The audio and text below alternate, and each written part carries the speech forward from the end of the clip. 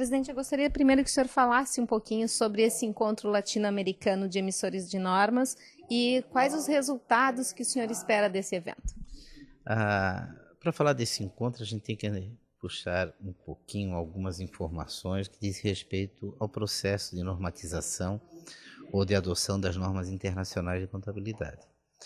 O Brasil ele aderiu a esse processo e trabalhou nas chamadas IFRS, tanto completas quanto para pequena e média empresa, trabalhou todo um procedimento interno, onde as normas ditas internacionais foram interpretadas, evidentemente foram traduzidas, interpretadas, e através de um comitê denominado CPC, Comitê de Pronunciamentos Contábeis, foram transformadas em pronunciamentos depois em normas brasileiras de contabilidade.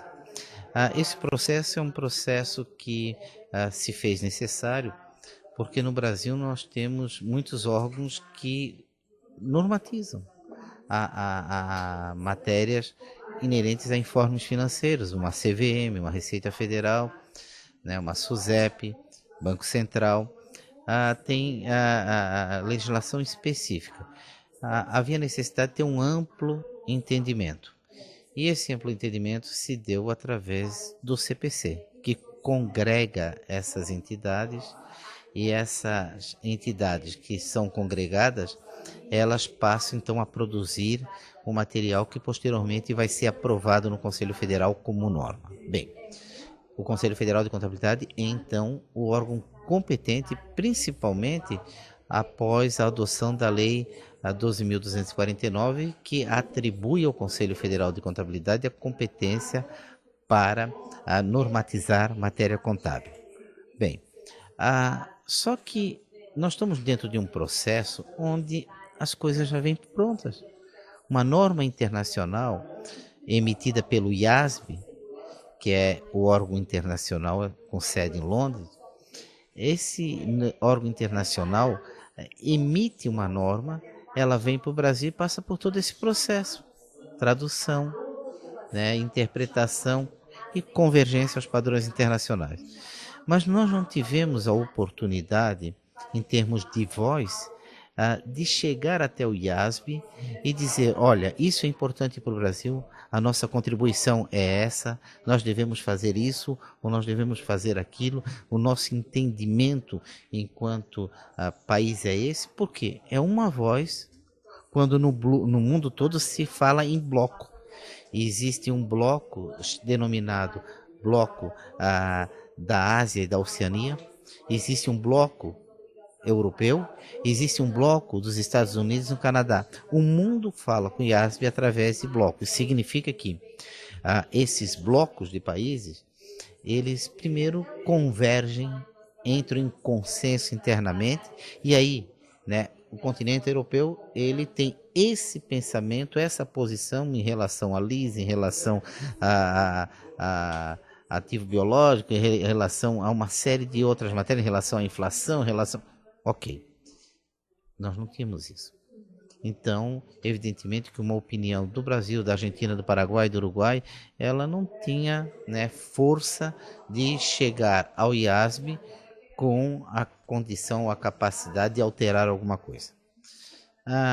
Durante um evento realizado em Brasília, agora no início do ano, um evento programado pelo Conselho Federal de Contabilidade, justamente congregando os países da América Latina e do Caribe, nós aceitamos o desafio de criar esse bloco. O David Tweed, o próprio chairman do IASB, ele incentivou os países da América do Sul e do Caribe a terem esse bloco para poder realmente ter voz junto ao IASB. Incorporamos isso, fizemos uma segunda reunião também no Brasil e ontem tivemos uma reunião em Buenos Aires. Dessa reunião em Buenos Aires nós já definimos o nosso estatuto, o nosso regulamento do grupo, e nos dias 28 e 29 de junho agora, os países da América do Sul e do Caribe vão assinar esse protocolo, esse termo que cria essa associação, esse bloco que agora vai gerar contribuições para o mundo contábil. O processo ele inverte, em vez de receber, agora nós vamos, né, proativamente estar sugerindo e estar trazendo contribuições para o mundo como um todo. O Brasil está liderando esse processo, né? Evidentemente, agora nós vamos ter uma escolha de uma primeira diretoria, com um presidente, um vice-presidente e 4 diretores, entre os países que compõem esse bloco, e as chances de o Brasil estar, né, nos 2 principais cargos, ou presidente ou vice-presidente, é muito grande, porque o Brasil está liderando esse processo. Presidente, difícil falar a mesma língua e conseguir realmente fazer com que esse bloco tenha os mesmos objetivos? Sim, sim. A reunião de ontem demonstrou claramente as diferenças que existem, né? Nós temos países onde, por exemplo, a profissão contábil ela não é organizada da mesma forma que é no Brasil.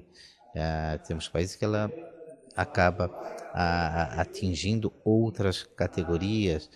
Nós temos as chamadas ciências empresariais, que envolvem economia, administração, que estariam também dentro desse conjunto de atividades desenvolvidas pelo profissional da contabilidade. Nós temos países onde o governo tem uma influência muito grande e ele passa a ser o grande órgão que emite as normas. Temos outros que é uma autarquia, como é o Conselho Federal, e tem também dentro do seu conjunto outras instituições, como a CVM, Banco Central e assim por diante.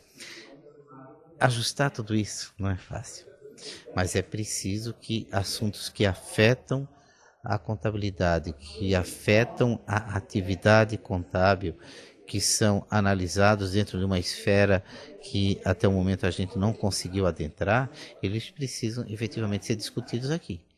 E depois, evidentemente, acabam criando e gerando dificuldades. Hoje a implementação das IFRS para pequena e média empresa, ou a chamada IFRS completa, as IPSAs para a área pública, as ISAs para a área da auditoria, são normas que o profissional que atuar na atividade contábil vai ter obrigatoriamente que cumprir.